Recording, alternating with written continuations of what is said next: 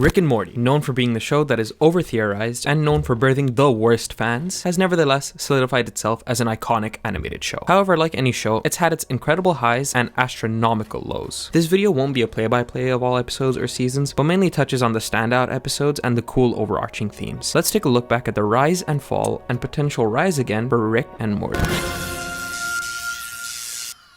Season 1 was a good start, decent comedy and fun plots, but the show does a complete 180 in just the 6th episode, Rick Potion number 9. Morty gets Rick to make a love potion for his crush, which quickly backfires and destroys the entire world. Rick finds a parallel timeline where he fixed the issue, but where he and Morty also die. Our Rick and Morty slip in and take their place, with Rick saying a line that encapsulates his entire character. What about the reality we left behind? What about the reality where Hitler cured cancer, Morty? The answer is don't think about it. Words cannot describe how shocked I was when I first saw this episode. For one, it happened 6 episodes after the show began. It changes the show from just having a boy and his grandpa going on wacky adventures akin to that of Back to the Future, to introducing existentialism and the idea of what matters. I love how shocked Morty is, but Rick is so nonchalant, almost like he's done this countless times before. This works as incredible foreshadowing for when we find out about his backstory. Episode 10, Close Encounters of the Rick Kind, was the episode that introduced one of the most popular characters in the show, Evil Morty. This one character spawned heaps of fan theories, which a lot of people are convinced had the writers change up the narrative. The most popular fan theory is that our Morty isn't our Rick, C-137's original grandson, but in fact the Evil Morty was his original Morty. The theory tracks since Evil Morty clearly had a vendetta against him personally, and also there's this line from Rick. A cocky Morty can lead to some big problems. Can be a real bad thing for everybody. Oh yeah, how's that?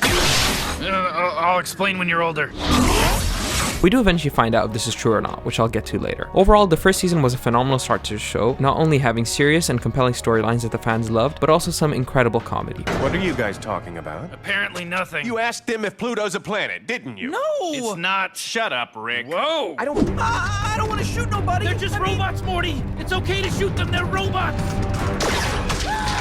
Shut up! Glenn's bleeding to death. Someone call his wife and children. They're not robots, Rick! It's a figure of speech, Morty. They're bureaucrats. I don't respect them. Season 2 was just as good. One of the standout episodes is Total Recall. So the house is infested with these parasites that embed themselves in memories, making it impossible for people to tell who is a parasite or an actual member of the family. Such a simple yet genius idea for an episode. Also, it features for me the funniest line in the entire show. It's disgusting. Steve wasn't real? He's a real piece of shit. While having a major cliffhanger for the show at the end, this season also never failed to get a laugh out of me. That's what you used my universe for? To run your car? Yeah, but don't flatter yourself. There's always AAA, you fucker.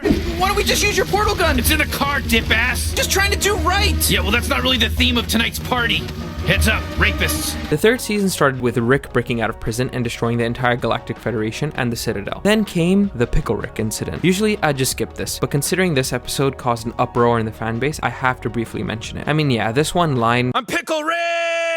awoke something in some fans for some reason. I'm Pickle Rick! My beloved doctor! I'm Pickle Rick! Aside from what horrors this episode spawned with the fandom, the episode is actually good. It has over-the-top action and, to me, one of the funniest exchanges in the show. I couldn't let you out even if you hadn't killed 2 men. You should know, those men killed themselves. And how is that? They didn't let me out. Solenia. Episode 5 shows the aftermath of the Citadel with a kind of buddy cop plot with an alternate Rick and Morty. The ending was awesome too, showing the return of Evil Morty. Unfortunately though, we wouldn't see him for a long time. The Toxic Rick episode was also fantastic, further developing Rick as a character. The season ends with Rick essentially losing his power in the family and thus begins his downfall. Let's go to season 4. This is a season that I think is when the show started to go downhill. It had a good start with Edge of Tomorty, Rick Die, Rick Pete. The Old Man in the Seat was also really good as it showed Rick's depression as he tries to cling to everything in control from a universe that takes whatever it wants. It had funny moments with a pretty sad ending. But then came the Dragon episode. I've rewatched every episode of Rick and Morty a few times, but this one, along with the Sperm episode, I have only ever seen once. Listen, I don't know whether it was the writers parodying some heinous garbage on the internet, but this episode was way too weird and left a sour taste in my mouth. The talking cat plot was amazing though. For the first time, it showed that Rick actually cares for Jerry. What in the...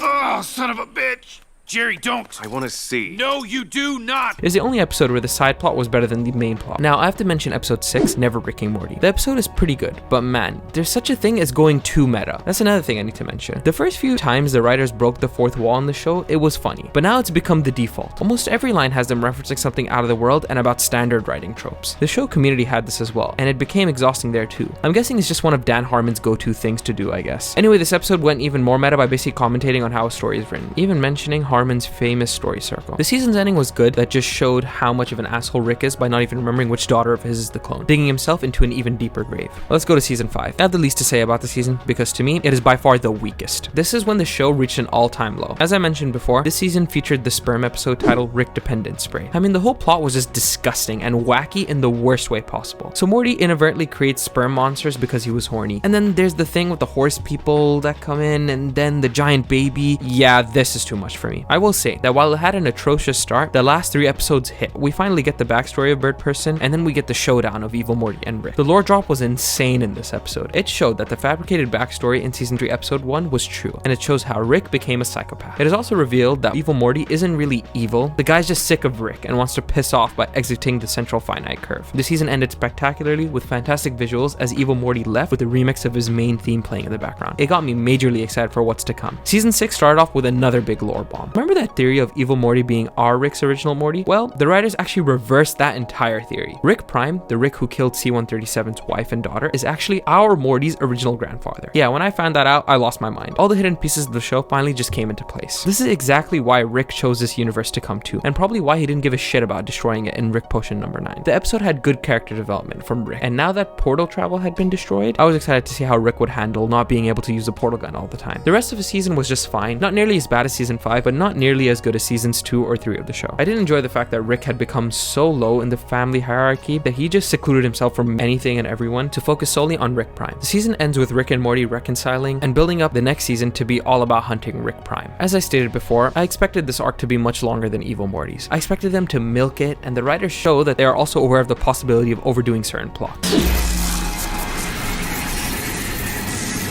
Fixed my rift. It was all canonical and shit. We could have milked that thing for a whole season. Or like a 3-episode arc at least. But instead, they pulled a masterclass in subverting expectations. So before this season, Rick and Morty was in a bit of a slog phase. At this point, I was excited to see what would happen with Rick Prime, but fully expected to have a long and drawn out build up to it. Most of the episodes were fun watches. Even with the ridiculous plot of That's a Morty, that episode, while having a ridiculous concept, had really good visual storytelling that didn't need to go as deep as it did. And oh boy, episode 5 was ridiculous. I've gone into how good this episode is in a previous video, check it out in the description below, but essentially what is supposed to be a season finale of an episode, even as big as a series finale, is casually dropped in the middle of the season. Evil Morty returns and teams up with our Rick to finally take down Rick Prime. The voice acting was top notch, the action was superb, and the ending was fantastic. I almost felt empty after watching it. Rick's mission is done, so now where do we go from here? This is exactly what the writers wanted us to feel. Let's skip to the season finale, Fear No Mort. Hot take, this is my favorite episode of the entire show. In a previous video I discussed how the Rick Prime episode was described by the writers as what the fans wanted, but this episode was what the fans needed. To summarize, it had massive character growth for Rick and even bigger character growth for Morty. It was a self-contained episode that didn't require big set pieces, crazy lore, or anything like that. Just an episode about what Morty is afraid of. Just that shot of Rick looking down at the fear hole, taking a minute before trusting his own grandson to not go down there, was one of the best scenes in the show. The cherry on top is him placing a photo of Morty on the billboard of who conquered the fear hole. Take a step back even. Rick keeps a photo of Morty in his wallet. He does find him irreplaceable. Honestly, if the show ended here, I'd be totally satisfied. I'm pretty sure all loose ends are tied up at this point. Rick Prime is dead, Evil Morty's ditched everyone, and Jerry and Rick have a good relationship now. What more is it that they could do? Well, the last time I said that, they gave me my favorite episode today. The show has had some really low lows, but some incredible highs too. When I thought it was all over, they pulled me back in. I'm confident that they can deliver some really good and high quality episodes in the next season. Rick and Morty knows how and when to subvert expectations, and sometimes going simpler is better than going crazy and over the top. That's what season 7 did spectacularly. I just hope the creators know when to call it a day before we end up with a show that's overstayed its welcome. Have it end on top. If you like this video, you also like the next video I'm working on, where I talk about the big 3 Cartoon Network shows, Adventure Time, Regular Show, and The Amazing World of Gumball, and why they are still so popular to this day. Subscribe so you don't miss out on that video. Please leave a like and share this video around. Thanks for watching.